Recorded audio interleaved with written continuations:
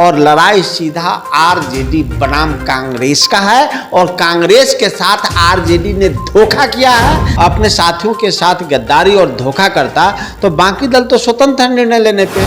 जो समय पे सीटों का बंटवारा नहीं होने देना चाहते हैं वो आरजेडी में है। नमस्कार, मेरा नाम शशांक पांडे और आप NBC 24 देख रहे हैं। बिहार में 2 सीटों पर उपचुनाव होने हैं। ऐसे में एनडीए ने अपने उम्मीदवार उतार दिए थे। सबकी नज़र थी महागठबंधन पर कि क्या महागठबंधन में कुशेश्वर स्थान जो कांग्रेस का सीट है, राजद कुशेश्वर स्थान से कांग्रेस को उतारेगी, लेकिन ऐसा हुआ नहीं। दोनों सीटों पर राजद ने अपने उम्मीदवार उतार दिए। ऐसे में कांग्रेस नाराज हो गई राजद से और महागठबंधन से अपना अलग खेमा कर ली और दोनों सीटों पर कांग्रेस ने भी अपना उम्मीदवार उतार दिया। जाप ने भी निमंत्रण दिया था कि आप आइए, हमारे साथ गठबंधन बनाइए और हम लोग साथ में मिलकर चुनाव लड़ेंगे। पप्पू यादव दिल्ली गए थे राहुल गांधी से मुलाकात करने, हालांकि वैसी तस्वीर अभी तक सामने नहीं आई, लेकिन जाप ने कहा था कि गए हैं मुलाकात करने। कल एक तस्वीर आई है, राजद के राष्ट्रीय अध्यक्ष लालू प्रसाद यादव और कांग्रेस के राष्ट्रीय अध्यक्ष राहुल गांधी की मुलाकात हुई है। तस्वीर बहुत कुछ बयां कर रही है।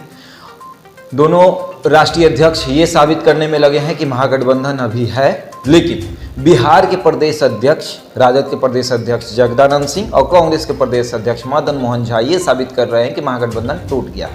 कांग्रेस के मुख्य प्रवक्ता हैं हमारे साथ मौजूद हैं, इसी सब पे बात करेंगे।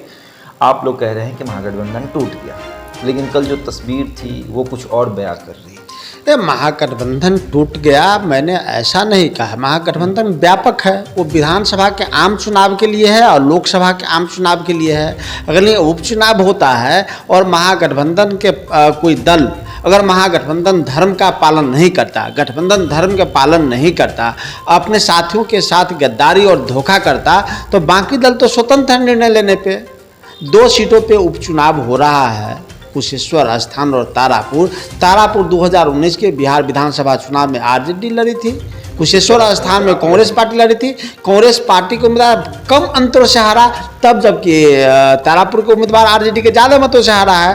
तो परंपरागत ही नहीं, नैतिकता के आधार पर, गठबंधन के धर्मों के आधार पर कुशेश्वर स्थान कांग्रेस पार्टी का सीट बनता है। लेकिन आरजेडी के नेता, आरजेडी जल्दबाजी में वो सीट आरजेडी अपने कोटे में लेकर और प्रत्याशियों की घोषणा कर दी बिना कांग्रेस की राय से। हमेशा देखा जाता है कि सीट को लेकर, उम्मीदवार को लेकर आप लोगों में हमेशा अनबन होते रही है। राजद और कांग्रेस में हमेशा अनबन होते रही है कि हम यहाँ से अपना उम्मीदवार उतारेंगे, ये मेरा परंपरागत सीट है, यहाँ से मेरा उम्मीदवार उतरने दीजिए, हमेशा दिखा जाता है। इसमें 2 राय नहीं, बड़ी बेबाकी से हम इस बात को कह सकते हैं कि चुनाव पूर्व जिस प्रकार का अनबन सीटों के बंटवारा में होता है, उसका खामियाजा हम सब भोगते हैं।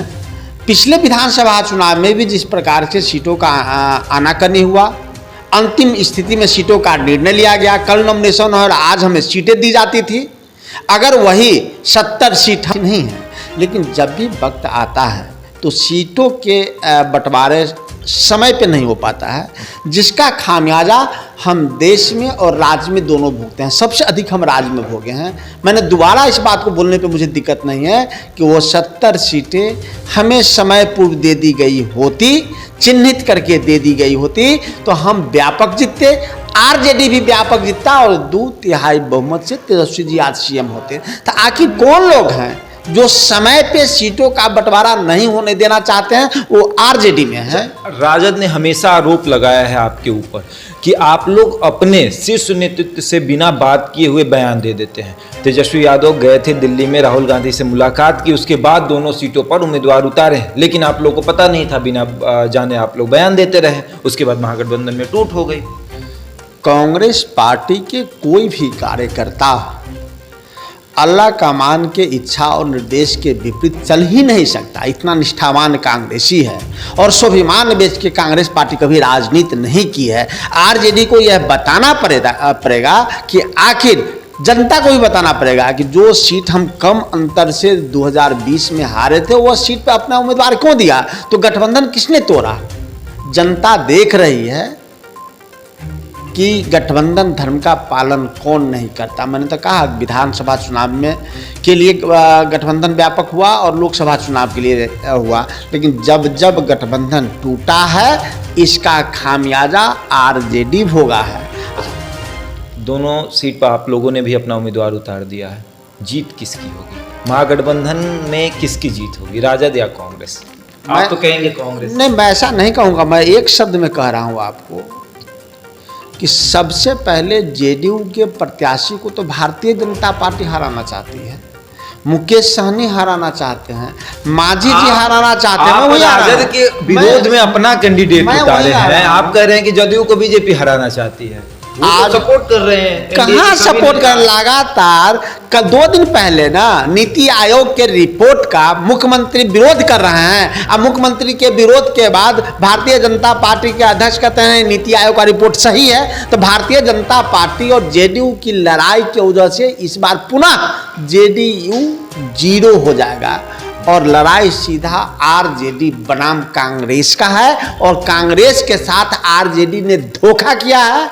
जिस गठबंधन के धोखे में आरजेडी ने डाला, जनता उनको धोखे में डालेगी। आखिरी सवाल है, लालू प्रसाद यादव के बड़े पुत्र हैं तेज प्रताप यादव, लगातार आरजेडी से नाराज चल रहे हैं। अब मुख्यमंत्री विरोध कर रहे हैं, अब मुख्यमंत्री के विरोध के बाद भारतीय जनता पार्टी के अध्यक्ष कहते हैं नीति आयोग का रिपोर्ट सही है, तो भारतीय जनता पार्टी और जेडीयू की लड़ाई की वजह से इस बार पुनः जेडीयू 0 हो जाएगा और लड़ाई सीधा आरजेडी बनाम कांग्रेस का है और कांग्रेस के साथ आरजेडी ने धोखा किया है। जिस गठबंधन के धोखे में आरजेडी ने डाला, जनता उनको धोखे में डालेगी। आखिरी सवाल है, लालू प्रसाद यादव के बड़े पुत्र हैं तेज प्रताप यादव, लगातार आरजेडी से नाराज चल रहे हैं। खबर आ रही है कि वो आप लोग के पक्ष में जाकर चुनाव प्रचार करेंगे।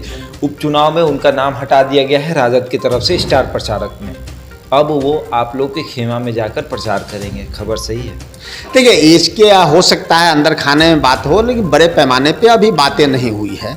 लेकिन अगर तेज प्रताप यादव और तेजस्वी यादव दोनों लोगों का बड़ी अहमियत है, इससे कोई इनकार नहीं कर सकता। लेकिन अगर तेज प्रताप यादव जी कांग्रेस पार्टी के उम्मीदवार के पक्ष में अगर वह प्रचार करना चाहते हैं तो स्वागत योग है और उसका असर भी दिखेगा।